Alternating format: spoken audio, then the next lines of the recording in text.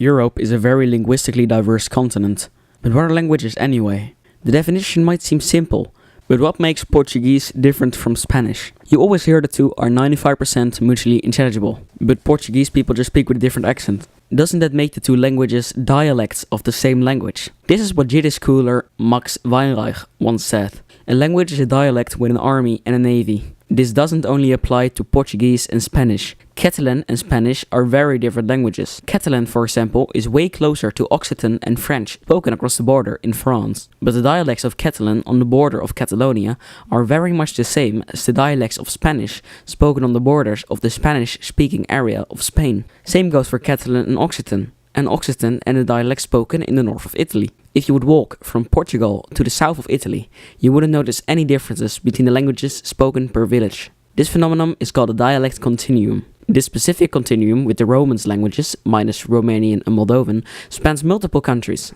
All these countries now have standard forms that most of the people in the country master nowadays. If more people start speaking this standard language with their family, the dialects may disappear, and so will the dialect continuum. This has already happened with West Germanic languages. Before the Netherlands and Germany standardized the languages, the dialects of Dutch at the German border and the dialects of German on the Dutch border were indistinguishable. This changed because the standardized forms of each language become more than just a national lingua franca, but also a new form of the language you speak at home with your family. A dialect continuum has a higher chance of remaining when it spans one area that has the same standardized form, or even more likely when it has no standardized form at all.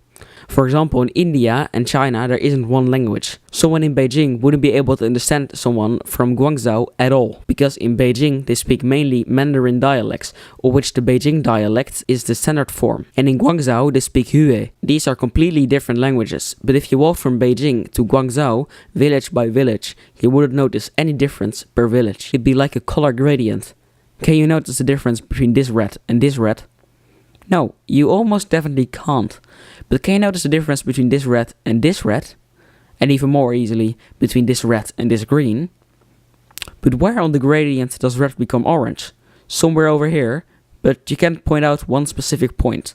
So the borders between the two colors aren't exact, and so are the borders between different related languages. In Arabic there's a very weird case, because here if you would walk this route, you'd walk through Iraq, Syria, Jordan, Palestine, Egypt, Libya, Tunisia, Algeria and Morocco. On maps, you sometimes see Arabic split into different dialect groups. Although this is true, and the dialect of Aleppo is more closely related to the dialect of Beirut than the dialect of Casablanca, there isn't an exact place where one dialect becomes another. It is again a gradient.